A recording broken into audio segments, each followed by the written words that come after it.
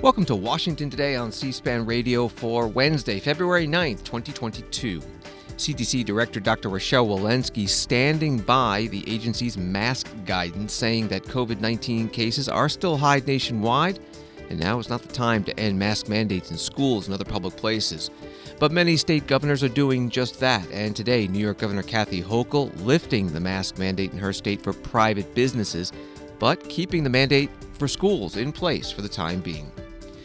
U.S. House Speaker Nancy Pelosi calling on the House Republican leadership to deal with Republican Congressman Hal Rogers, who, according to reports, poked Democratic Congresswoman Joyce Beatty in the back and used crude language after she asked him to put on a mask in a tram that they were riding on together. The House Minority Leader Kevin McCarthy asked about the RNC censure of two House Republicans for their taking part in the investigation of the January 6th attack on the Capitol, and the RNC describing what happened that day as legitimate political discourse. Kevin McCarthy says the rioters that day were not engaged in legitimate political discourse. Plus a second confirmation hearing for FCC nominee Gigi Sohn, and senators getting a classified briefing from the Biden administration on Iran's nuclear program. This from Bloomberg News. U.S. Centers for Disease Control and Prevention experts are developing guidance to help states ease COVID-19 rules for mask wearing, even as U.S. health officials said it's still premature to dispense of the measures, as some governors are doing. Numerous Democratic-leaning states are already dropping or scaling back such restrictions. New York Governor Kathy Hochul said the state will end its indoor mask mandate, and Massachusetts Governor Charlie Baker said a school masking requirement will be allowed to expire. New Jersey, Delaware, and Connecticut have all announced moves this week to ease or end mandates amid rising public discontent with pandemic rules. That from Bloomberg News. Reporters questioned today, too, the CDC Director, Dr. Rochelle Walensky, during a virtual White House briefing. Let's go to Sabrina Siddiqui at the Wall Street Journal.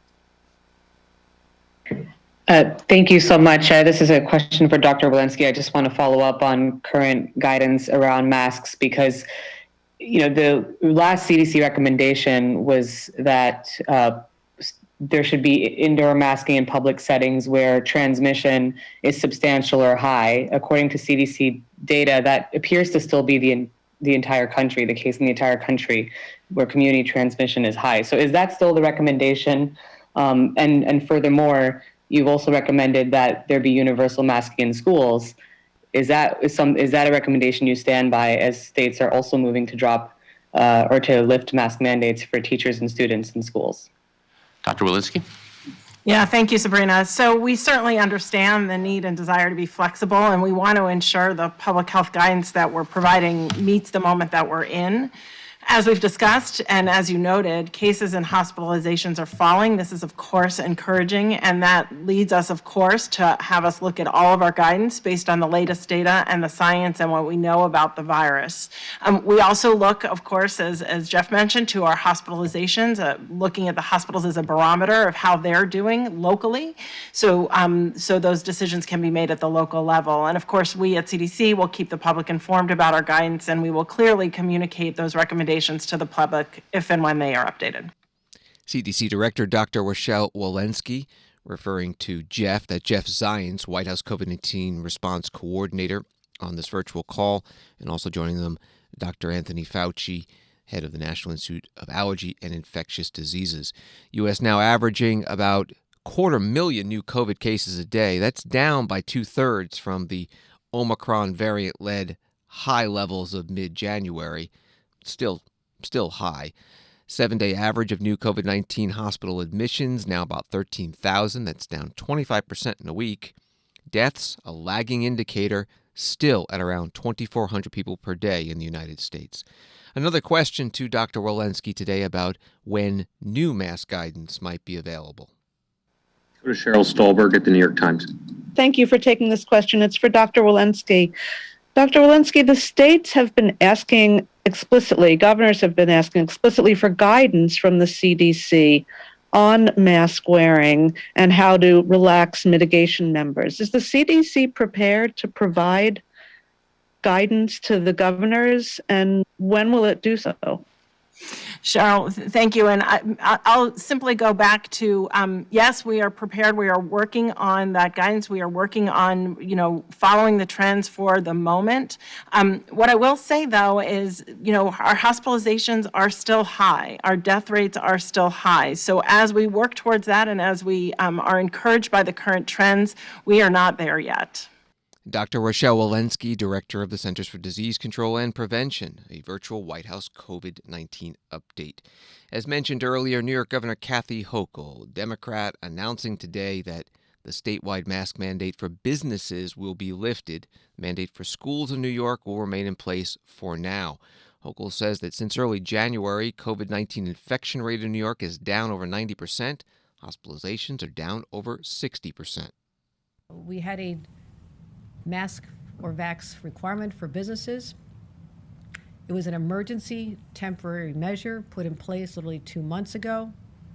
And at this time, we say that it is the right decision to lift this mandate for indoor businesses and let counties, cities, and businesses to make their own decisions on what they want to do with respect to mask or the vaccination requirement. Given the declining cases, given declining hospitalizations, that is why we feel comfortable to lift this in effect tomorrow. And I want to thank all the businesses and the county leaders and the health departments and places as far away as Erie County who did the right thing to help us get through this. I believe this has made a huge difference, and it gives also patrons of businesses the comfort to know that they are safe when they went into these stores during our most vulnerable time when we saw those numbers literally off the charts. And now those numbers are coming down, and it is time to adapt. However, we want to make sure that every business knows this is your prerogative. And individuals who want to continue wearing masks, continue wearing masks. And I suspect when I walk the streets of New York City, as I often do, I'm still going to see a lot of people wearing masks because they will feel safer. That is something that they are very, very welcome and encouraged to do. But in terms of having a requirement, it is being lifted as of tomorrow. New York Governor Kathy Hochul giving a virtual news conference from Albany. New York's school mask mandate, again, as mentioned, that's going to stay in place for now, is the subject of an ongoing legal battle like so many other mask requirements in other states. Parents in New York suing, arguing that masks stunted their children's growth and posed an existential danger to our liberty. A Reuters story out of Canada. Canadian federal ministers on Wednesday urged protesters blocking 2 border crossings with the United States to return home before more damage is done to the economy, as the 13-day-old demonstration opposing pandemic measures dragged on. The Ambassador Bridge, a key link used to move goods between the two countries, has been shut for inbound Canadian traffic since Monday night, while another border crossing in Alberta has been closed in both directions since Tuesday night. We'll hear from the Canadian Prime Minister Justin Trudeau in a moment, but first the U.S. point of view on this protest from the White House and Press Secretary Jen Psaki. Does the president have a particular opinion about this trucker action going on in Canada right now? Because it is affecting not only Ottawa, but obviously some of these border crossings. And could it possibly have some impact on the U.S. economy? Yeah. In the long run, if it continues? So we are watching this very closely, because as you kind of touched on here, the Ambassador Bridge is Canada's busiest link to the United States and accounts for about 25% of trade between the two countries. And so the blockade poses a risk to supply chains for the auto industry because the bridge is a key conduit for motor vehicles, components and parts, and delays risk disrupting auto production. We are in close contact. We've been doing a great deal of work on this. Liz Sherwood-Randall, our Homeland Security Advisor, convened a meeting just today. We're in very close contact and coordination with the Custom and Border Protection Team and Canadian counterparts, Michigan Governor Whitmer, and industry stakeholders.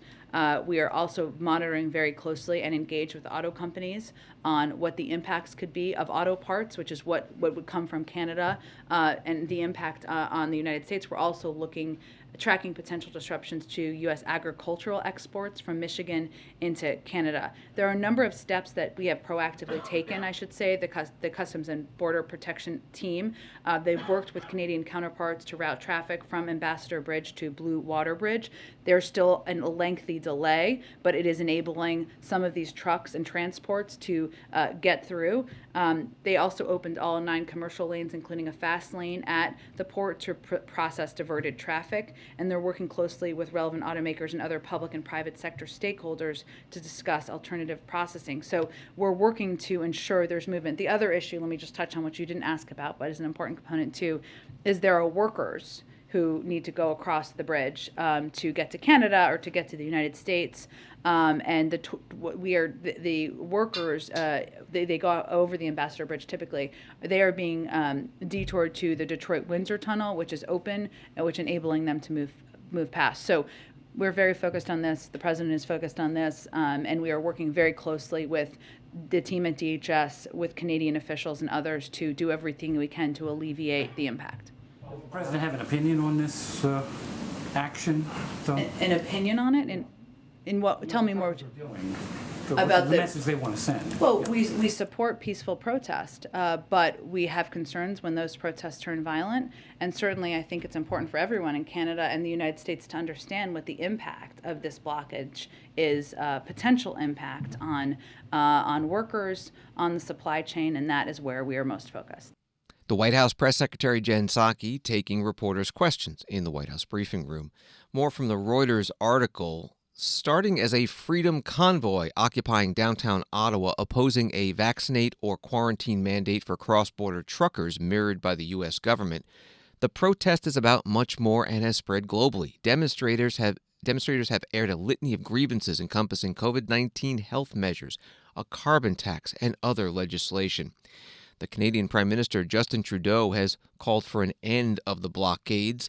He took questions from members of Parliament during Prime Minister's question time in Ottawa. The Honourable Member for Burnaby South. Thank you, Mr. Speaker. We have truckers that are stuck at the border in the Coots border crossing in Alberta. We have truckers stuck at the Ambassador Bridge crossing in Windsor. We have an occupation in Ottawa that has hit the citizens and residents and small businesses extremely difficultly. And we know that a significant portion of funding of this convoy is from foreign U.S. dollars. So will the Prime Minister do everything possible to stop this convoy and these protests by contacting U.S. officials and investigating where these funds are coming from and working with them to stop it?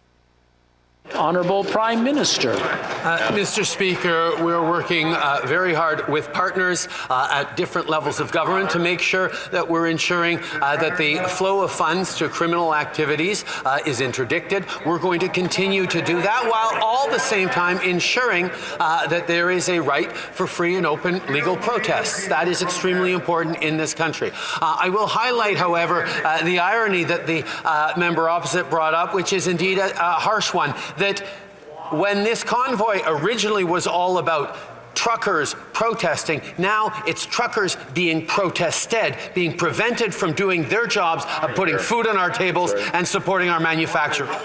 The Canadian Prime Minister Justin Trudeau in Ottawa. Prime Minister's question time. The question from Member of Parliament Jameet Singh. Back to Washington. Congressional Black Caucus Chair, Congresswoman Joyce Beatty, Democrat from Ohio, writes Politico, said on Wednesday she had accepted Congressman Hal Rogers' apology, Rogers, Republican from Kentucky, in response to allegations of workplace harassment. But she also expressed concern she would have been treated differently by the veteran lawmaker if she were not a black woman. In a Twitter thread on Tuesday, Beatty said she had asked Rogers to abide by COVID-19 protocols by putting on a mask while boarding the train that runs between the Capitol and nearby office buildings. Rogers allegedly responded by poking Beatty's back and demanding that she get off the train. When Beatty asked Rogers not to touch her, Rogers told Beatty to kiss my ass, according to Beatty. Congresswoman Beatty spoke on CNN Wednesday morning. You know, it was insulting.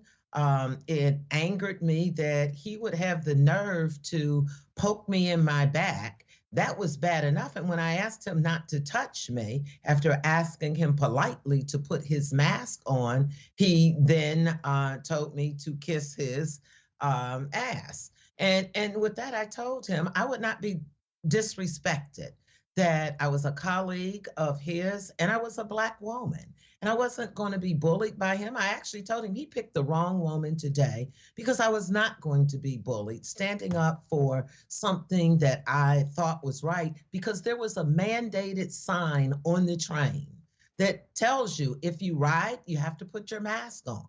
And so he chose to ride versus walk. We just the day before had stood out on the Capitol steps in respect and honor for some 900,000 people who have died because of COVID. So I was in my place because the sign said wear a mask to ride. And there's only 2 cars you can ride on because of COVID. They blocked off all of the other cars. Congresswoman Joyce Beatty on CNN. Congressman Hal Rogers put out a statement Tuesday when the incident occurred that read, "This afternoon I met with Congresswoman Beatty to personally apologize. My words were not acceptable, and I expressed my regret to her first and foremost." Today, House Speaker Nancy Pelosi asked about it at her weekly press conference. I would like to ask you just about Congresswoman Joyce Beatty. She referenced an incident with Congressman Rogers yesterday where she says that he poked her, that he used profanity against her. This obviously comes on the heels of a lot of tense interactions between Democrats and Republicans. Congresswoman Cori Bush said she even had to move offices. You've been here in the House for more than 30 years. Have you ever seen the discourse between Democrats and Republicans this bad? I haven't seen the obstruction on the part of the Republicans and the legitimate political discourse reflection of their values this bad. The Republican leadership should be addressing the comments made by the Republican to Joyce Beatty. And as I've said to some of you who have asked me in the hall, if somebody insults you and it's public knowledge, you have to apologize in a very public way as well. Congresswoman Beatty and the Black Caucus took great offense at the crude language that was used to a Black woman in the Congress. And so when people say, oh, there's gridlock in Washington and why can't they get along? It's not gridlock. It is obstruction. It is not shared values about respect for the institution that we serve in. The House Speaker Nancy Pelosi, Democrat from California, with reporters today. She used that phrase, legitimate political discourse. That is a reference to the Republican National Committee's censure last weekend of 2 House Republicans for their participation in the Select Committee investigating the January 6th attack on the U.S. Capitol. The censure resolution also said that people that day were engaged in legitimate political discourse. Both Speaker Pelosi and the House Republican leader Kevin McCarthy asked about this today. Again, we start with the Speaker. I say this to Republicans all the time. Take back your party from this cult. Take back your party. America needs a strong Republican Party and a strong Democratic Party. But it has been hijacked, and it's disturbing to see that the Republican leader of the House literally refused to condemn that resolution of legitimate political discourse. He literally ran away from the press when he was asked about his position. The Republicans can run, but they cannot hide from what happened on January 6th to call that legitimate political discourse. 140 law enforcement officers were wounded. Some people died. It was an assault on our Capitol, our Congress, more importantly, assault on our democracy. They can run, but they can't hide. Speaker Pelosi talking about a video from Tuesday showing Congressman Kevin McCarthy, the House Minority Leader, not answering reporters' questions as he walked with them in the hallways. But today he did stop and did answer some questions. Here's Congressman McCarthy on MSNBC. Do you agree with that characterization from the RNC?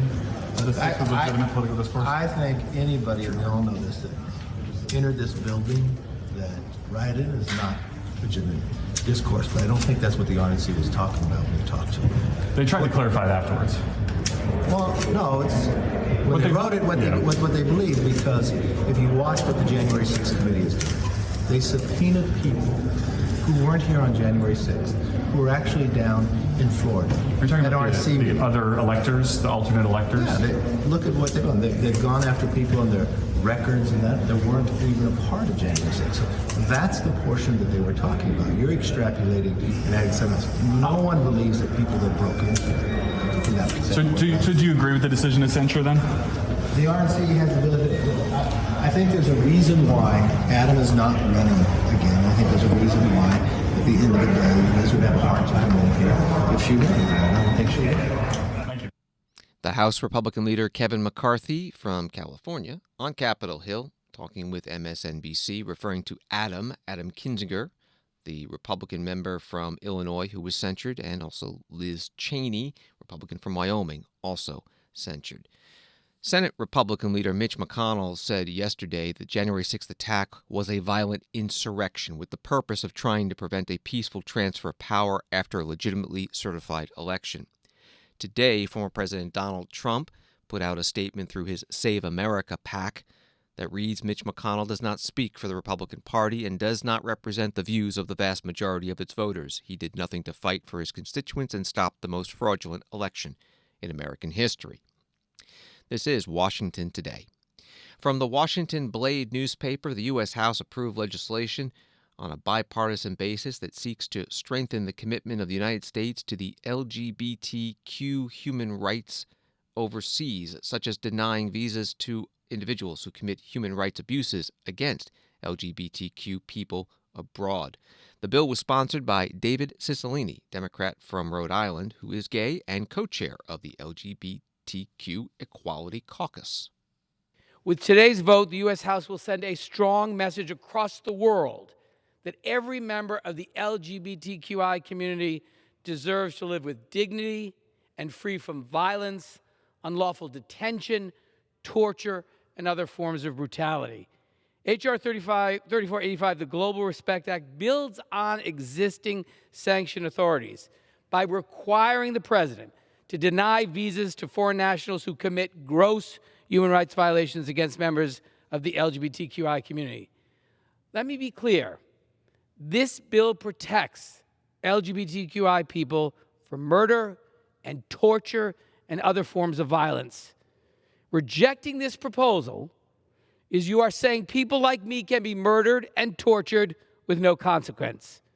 And whether that's your intention or not, that's the impact of your vote.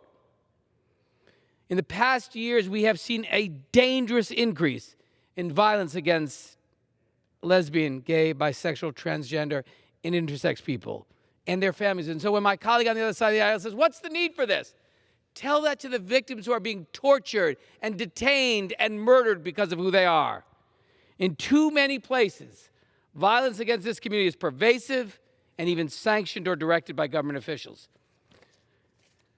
The Universal Declaration of Human Rights states that all human beings are born free and equal in dignity and rights. As with any form of social or legal marginalization, whether based on sex, race, religion, ethnicity, or other status, the denial of human rights of LGBTQI people is not only wrong, but negatively affects health outcomes, social stability, the rule of law, and economic potential. This bill sends a signal to not just the abusers, but also signals to the victims and survivors that the United States stands with them, as we have throughout the course of human history, in standing up for human rights. Congressman David Cicilline on the House floor. Speaking in opposition to the bill, Congresswoman Claudia Tenney, Republican from New York. Mr. Speaker, we all believe that all people have inherent dignity and possess equal human rights. We all reject violence directed at individuals on the basis of their race, religion, biological sex, or sexual orientation.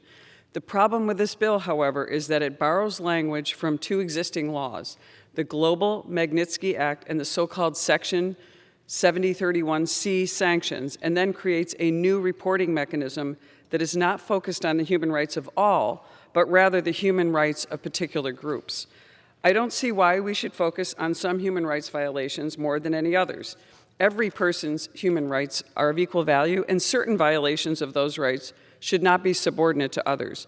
Furthermore, the bill's broad language has the potential to sweep in nonviolent conduct and impose visa restrictions on individuals engaged in that conduct. For example, It speaks about complicity and cruel treatment, vague terms.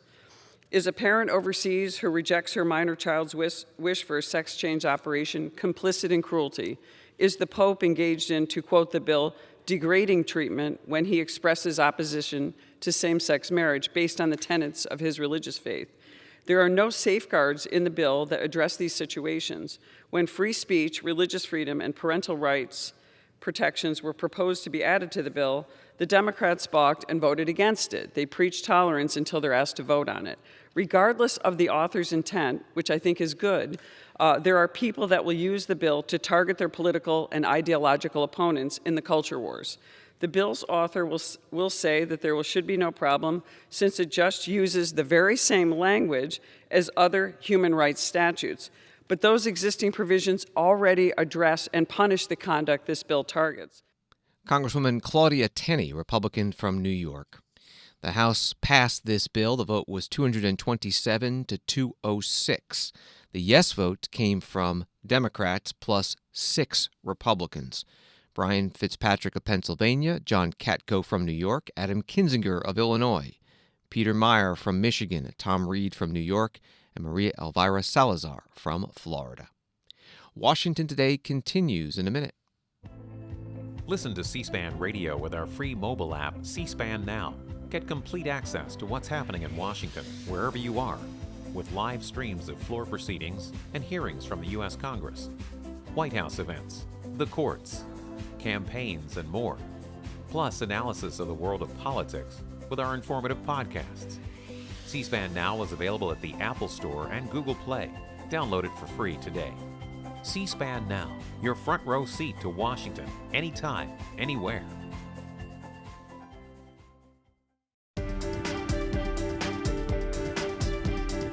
Welcome back to Washington Today, available as a podcast on the free C-SPAN Now mobile app and wherever you get your podcasts. President Joe Biden meeting with electric utility company CEOs today at the White House. A preview from E&E News says that representatives from major electric utility companies will meet with President Biden to advocate for sweeping new clean energy tax credits and outline their efforts to build a low-carbon energy system. The meeting comes as progressive Democrats and clean energy groups are pushing for renewed discussions over the stalled Build Back Better Act. That from E&E News. Here's President Biden. I want to thank you for what you're doing to help get the word out about clean energy and the component, one of the most significant component of my Build Back Better plan. And thank you for coming to speak on its behalf.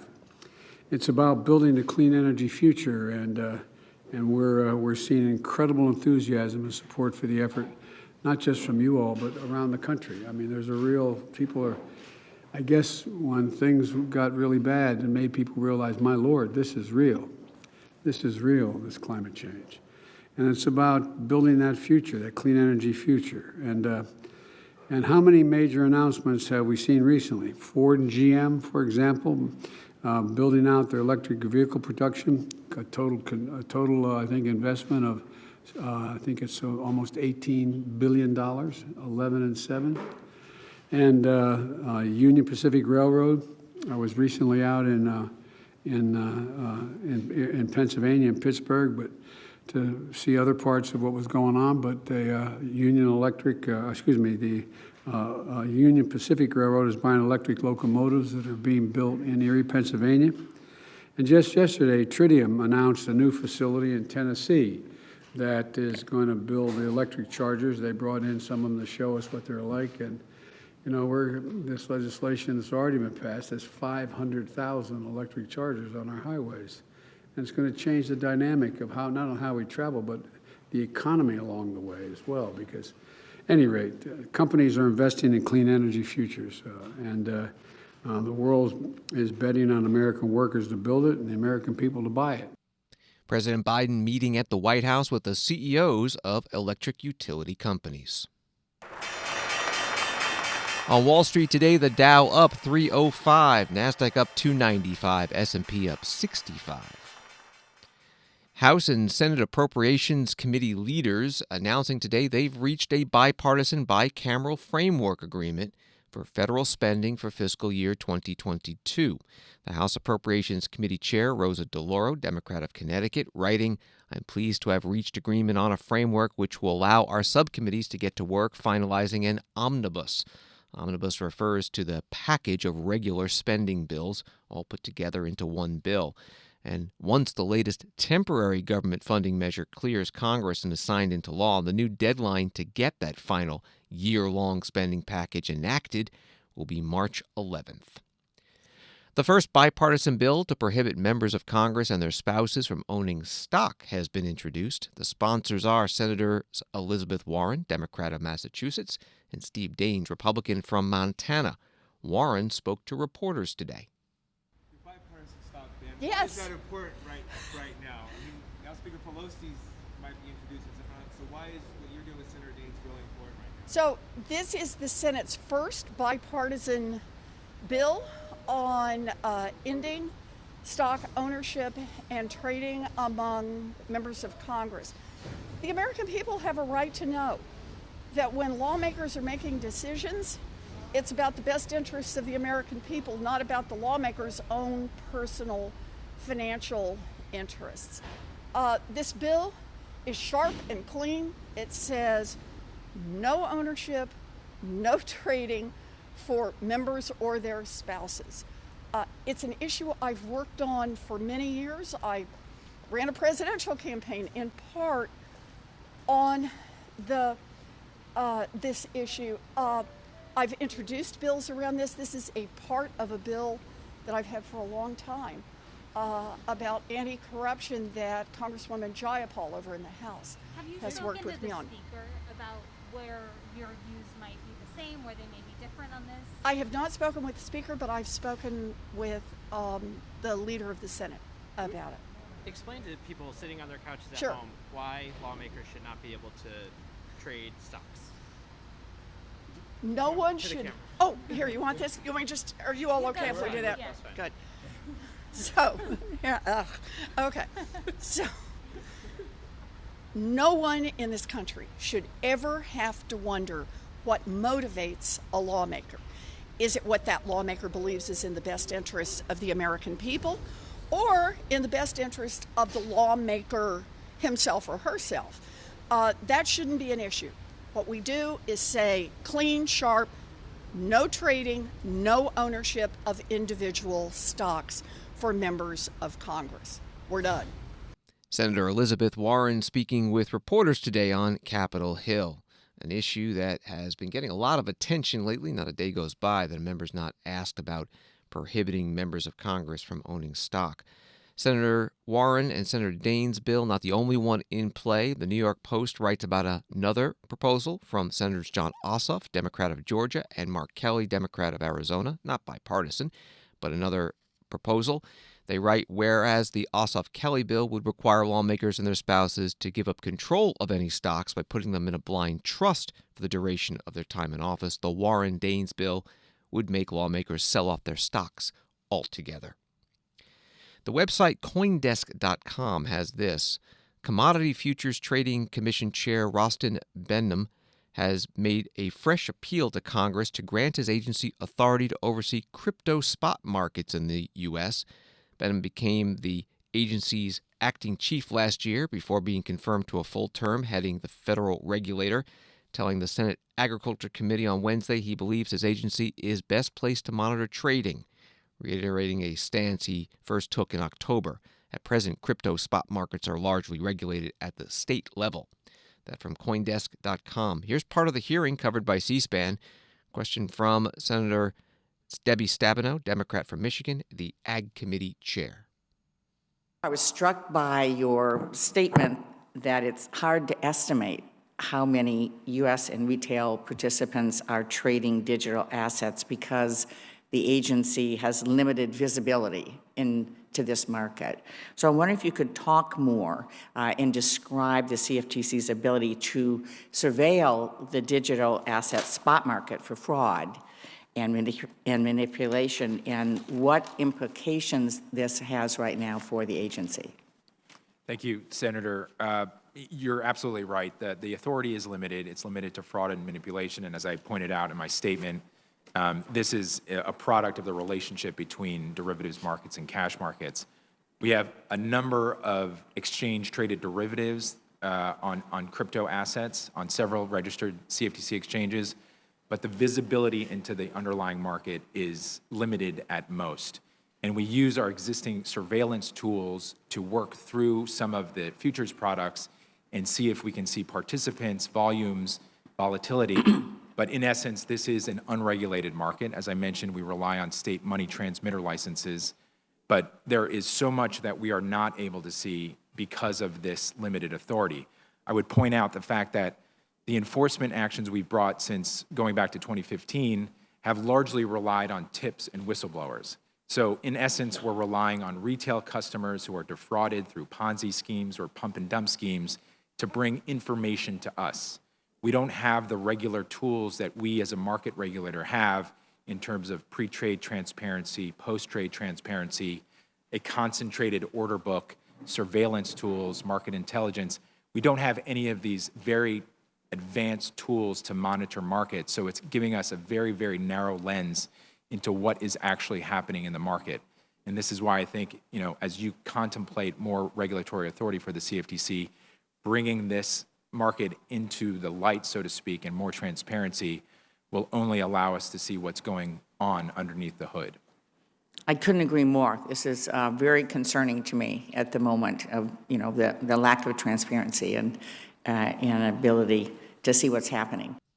Senator Debbie Stabenow chairs the Agriculture Committee, questioning the acting chair of the Commodity Futures Trading Commission, Rostin Benham. Wall Street Journal adding on this issue, regulators in the Biden administration have likened the $1.7 trillion cryptocurrency market to the Wild West and said it lacks the safeguards that protect investors in stocks, bonds, and commodities. Gigi Sohn, nominated by President Biden to be on the Federal Communications Commission, had a second confirmation hearing today before the Senate Commerce Committee. Second hearing requested by Republicans over questions about her conflicts of interest potentially involving previous jobs. Republicans also accusing her of being an advocate for liberal progressive causes. The committee chair, Senator Maria Cantwell, Democrat from Washington State, addressed that issue in her opening statement.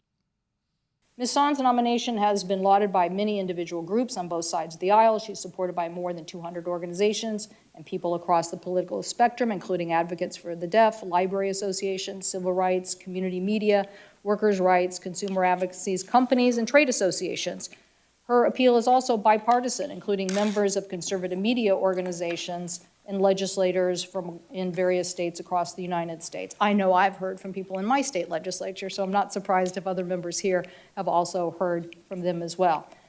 Ms. Sohn would be the first to tell you she does have opinions, and you have strong beliefs and have been fighting for them over the decades. Many people who seek these jobs also have strong opinions, and I've been one who's had to vote for many people where I might have disagreed with their opinions or some statement that they made while serving in a different capacity. Ms. Sohn will lend her decades-long expertise to important issues and the guidance that the FCC needs to tackle in these issues. Senator Maria Cantwell, Commerce Committee Chair. During the hearing, Republican Senator Marsha Blackburn of Tennessee asked the nominee, Gigi Sohn, about her past work and affiliations. Let me ask if you agree with the following actions, because these are actions that were carried out by organizations that you have both praised and have been on the record of donating to in the past. So I think this is a good way to kind of see where you stand on with some of these things. Okay. One of the organizations advocated sending a mob to the home of an FCC chairman to pressure him to act on net neutrality. You yourself were interviewed about your role in this event. So I think you're referring to the time that a group laid down in front of Chairman Wheeler's car and wouldn't let him come to work.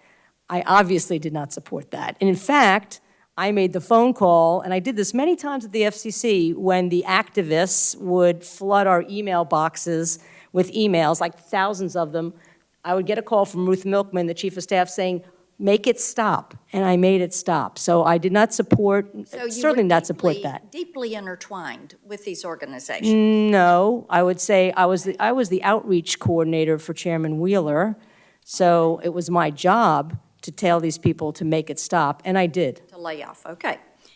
Another organization you were involved with encouraged people to threaten violence against an FCC chairman, his staff, and his family due to his views on net neutrality.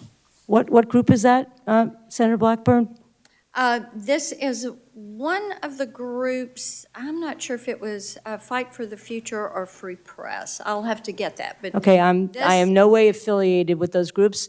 Do I make small contributions at the end of the year because we work together on some issues? Sure. That doesn't mean I approve of everything they do. And in fact, over the years, and particularly on net neutrality, we've had very, very serious disagreements because I've been willing to find consensus with the other side. Well, another group put up billboards and public materials calling Senator Sinema, who's a member of this committee, a telecom shill and corrupt. Another calling for Senator Cantwell to be removed from her position as chair of this committee because she is, as a letter to Leader Schumer says, pandering to the broadcast and telecom industry. Another, the list goes on and on. So what I want to know is, will you publicly disavow these organizations like Fight for the Future and Free Press, who spearheaded these efforts? Well, I have publicly already, let's put it this way, criticized, well, I don't think I've publicly criticized, I certainly have criticized those tactics. I don't agree with those tactics. I've told them so. But the organizations, look, we all are affiliated with organizations that do things that we don't like. And the way that I usually deal with it is by talking to those folks personally. My time's running out.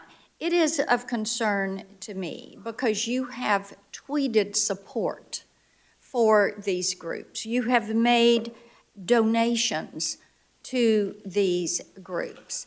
And then you have been a public interest advocate for the issues. You share the sentiment that these groups are pushing forward because you have advocated for that. So being impartial as a commissioner, separating yourself, there's been a lot of discussion about recusal today. These are things that people are, and rightfully so, we are all very concerned about this. You've taken very pointed positions toward broadband carriers, including calling some of their actions cruel and tone deaf. You've said that repeal of net neutrality would encourage them to, and I'm quoting you, rip consumers off at will, end quote. So do you think you can be unbiased when you are working with these companies? Because while you are recused on media issues, it seems like you can't be impartial when it comes to the other issues, and this is my concern. I understand, Senator, and let me assure you that whatever I may have said as a public advocate will have no bearing on how I look at the record and make decisions. This is the thing about being at the FCC, as you well know. Under the Administrative Procedure Act, you have to look at the totality of the record and make a decision based on that record. So what I said in my previous job, just like Chairman Pai didn't impact him on his work with Verizon, my work with public knowledge, my work with Georgetown, my work with Benton is not going to impact how I look at and balance the record of a proceeding. Gigi Sohn nominated to the FCC, questioned by Senator Marsha Blackburn, Republican from Tennessee. You can find the confirmation hearing before the Commerce, Science, and Transportation Committee archived at cspan.org, our video library. At Politico.com, top Biden administration officials warned senators on Wednesday that Iran could produce enough material for a nuclear bomb in as little as 2 months, bolstering lawmakers' concerns that the window for a diplomatic solution is rapidly closing. The assessment, delivered in a classified briefing and described by one senator as sobering and shocking, comes as President Joe Biden's diplomats are racing to strike a deal with Tehran that would prevent it from acquiring a nuclear weapon. That from Politico. Speaking to reporters outside the closed-door briefing, Senator Ted Cruz, Republican from Texas. The classified briefing we just had was deeply, deeply disturbing. The Biden administration, for whatever reason, has made the decision to go hard left on everything in their agenda, domestically, economically, and it's produced disaster across this country. But on foreign policy, their approach is weakness and appeasement to every enemy of America. We're seeing the disasters. There is literally no region on earth where the national security position of the United States hasn't gotten much, much worse under Joe Biden and Kamala Harris. We right now have 150,000 troops, Russian troops on the border of Ukraine, Russian tanks on the border of Ukraine preparing to invade because Joe Biden surrendered to Putin and showed weakness to Putin. We have China preparing to invade Taiwan because Biden has shown weakness to the communist Chinese. But the single most dangerous act of surrender that is going on right now is what we just heard from. The Biden surrender to the Ayatollah Khamenei, the Ayatollah, a theocratic zealot who regularly chants death to America and death to Israel. This administration desperately wants to surrender to this Ayatollah, to once again send billions of dollars in cash, in pallets, in unmarked bills in the dead of night. And one of two things will result from that. Either, number one, by the end of 2024, the Ayatollah will acquire a nuclear weapon. And if that happens, I pray to God we do not discover it from his detonating a nuclear weapons in the skies of Tel Aviv or New York or Los Angeles. Or number two, because they have pursued such a hard, partisan, left-wing agenda of appeasement, they have made the chances 100% that the day the next Republican is sworn into office as president, which I believe will be January 20th, 2025, whatever disastrous deal they negotiate will be ripped to shreds. This is an incredibly dangerous surrender. Weakness doesn't work, and tragically, Joe Biden and Kamala Harris don't understand that and keep pursuing the same Neville Chamberlain policy with every enemy of America. Senator Ted Cruz speaking to reporters outside a classified briefing on Capitol Hill for senators on the Foreign Relations Committee. The briefing coming from Rob Malley, U.S. Special Representative for Iran and one of the architects of the 2015 nuclear deal, and Brett McGurk, top Middle East official on the National Security Council at the White House. Iran today revealing a new long-range missile built domestically. White House Press Secretary Jen Psaki asked about that and the status of the nuclear talks. Iran announced today that they said that they have developed a missile that can strike Israel or U.S. bases in the region. I'm wondering if you have a reaction to that, and then also kind of generally wanted to check in on where you thought the sort of progress on talks over a new nuclear deal are standing right now. Well, in terms of where things stand, Special Envoy Malley and his interagency delegation have been in Vienna for the 8th round of talks. As we've said, and this is consistent, the report you referenced is consistent with this, our talks with Iran have reached an urgent point on mutual return to full implementation of the JCPOA. A deal that addresses the core concerns of all sides is in sight, but if it is not reached in the coming weeks, Iran's ongoing nuclear advances will make it impossible for us to return to the JCPOA. So those talks and conversations are ongoing, but I would say that as we noted back, I believe in December, the president asked his team to prepare a range of contingencies because we are at a pivotal point because of the progress that they have made in recent years as a result of the former president and his team pulling out of the nuclear deal. The White House Press Secretary Jen Psaki during her daily briefing. About that new Iranian missile, Reuters reports that state TV in Iran displayed the new surface-to-surface Khaybar-Sheikhan missile, translating to Khaybar Buster, which refers to an ancient Jewish oasis in the Arabian Peninsula's Hijaz region that was overrun by Muslim warriors in the 7th century. Thanks for listening to Washington Today. You can get more top Washington stories sent to you each day with C-SPAN's evening newsletter, Word for Word. Subscribe at c-span.org/connect. Hope you have a good night.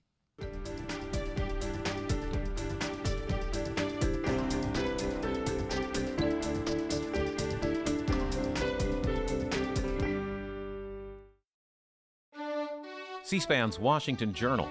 Every day we take your calls live on the air on the news of the day, and we discuss policy issues that impact you. Coming up Thursday morning, Michael Kaufman with the Center for Naval Analysis talks about the potential for conflict between Russia and Ukraine and implications for the U.S. and NATO. And IRS taxpayer advocate Aaron Collins will answer questions about the 2021 tax filing season and challenges facing the IRS in processing returns. Watch Washington Journal live at 7 Eastern Thursday morning on C-SPAN or on C-SPAN Now, our new mobile app. Join the discussion with your phone calls, Facebook comments, texts, and tweets.